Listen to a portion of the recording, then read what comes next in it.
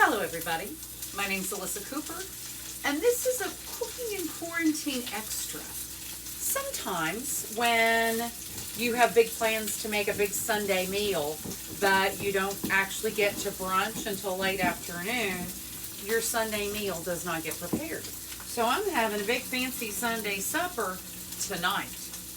So that said, I think I mentioned that a few weeks ago I was reading a book by Julia Reed and realized that I really should have known her. I know so many people who were at school with her, and our paths probably crossed at some point in New York. But since she recently passed, I'm a lover of Garden and Gun, I decided to pay homage and make her Roman steak. So it couldn't be simpler. Literally, you make a paste either with mortar and pestle or in your Cuisinart of olive oil, garlic, and salt, pepper, and rosemary. You let that sit on the steak for, rub it, make it, cover it, slather it. And you want to do that for at least a couple of hours, maybe even overnight, right?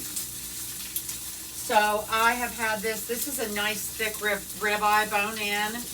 And so I'm going to cook this about 4 minutes on each side and see how that goes.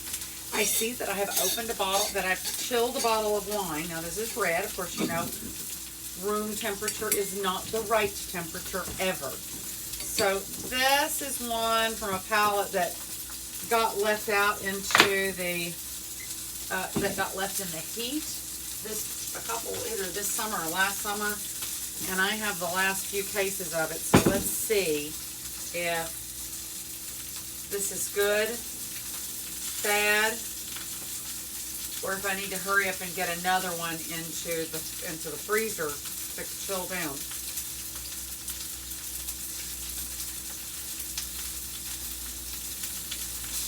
It tastes like a really old Rioja, which means it's a little damaged. So anyway, we'll just put that aside, and maybe tomorrow I'll make red wine soup. You never know. So I left this. Oh, my thing did not beep. This is the new thing with my timer, is that it keeps time, but it doesn't beep. So I'm going to just slowly, I like to get that fatty side, give that a few seconds to get real, get a little crispy, get a little sear on it. Because rendering that fat on the side of it just really, I think, makes a difference. I don't know what the heck I'm doing. I'm just doing what makes me happy. This is the kind of thing that you would normally, of course, do on the grill or under a broiler. In my dream kitchen, if I ever get to do a kitchen, I'm going to put a salamander in my kitchen. So, there we go. And I think that this 4 minutes is a little much for me. So, I'm going to clear that and just go with maybe about 2, just enough to get a sear going on that side. I did pat it off, as you see, before I put it into the pan.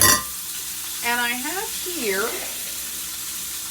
a bunch of rinsed spinach that I'm gonna cook down into this fat. And I also separated the solids from my olive oil so that when I go to put that in here, I've got that olive oil.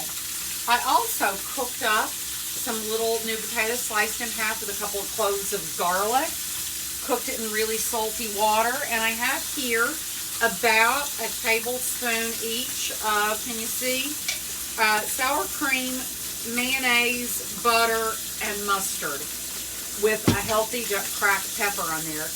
And so I'm going to make what I call my fast mashed potatoes using this mixture already ready to go and my pastry blender. I thought that would be fabulous. So this steak is going to be served on a nice bed of, a nice bed of wilted spinach with my wonderful chunky potatoes. And of course I didn't start my timer. But just as soon as I've got a good looking sear on this back side, I'm taking that off. So off, and I'm going to move my, what am I trying to say? I'm going to move the spinach in there, and I'm going to use a little of that salty potato water, and also some of this super garlicky flavored marinating oil as well. So that's going to finish that off, and I'm going to, that is just the way I like it, and I'm going to like set this over here where it can rest. And then I'm going to turn my heat down a bit, and let's put, first of all, let's first put a little bit so I can strain through. So here's this. And then I'm going to strain. Let's see, I better not touch that. That's the kind of thing where I blister my fingers. I'm going to pour a little of this salty potato water in here. Nice. Excellent. Now I'm going to drain my potato water. And while I do things two-handed, I'm going to bring the rest of my spinach over here and get that over there. And then, one second, I know there's something I need to do. I need a pan to cover it.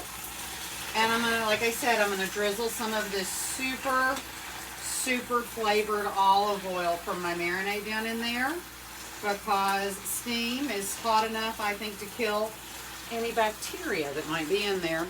That's the decision I've made. Here we go. Let's do that. And I'm going to use this other guy here, whoops, to cover this. Okay, wonderful. And while that's happening, I'm going to take my pastry blender. Mustardy. And that's just dump it all right in there. Garlic cloves and all. And then I'm just going to give it some smash. And it is so easy. I don't know if I said, but I call them Uncle Monkey potatoes. And if Uncle Monkey is watching, you'll know exactly who you are. So I do need my handy, I swear I lost one of these. I had 2 of these when I started doing this show. And somehow I only have 1 now. So just to get the little bits of pieces of potato cleared out. And really, guys, these are so good. And look how easy they are.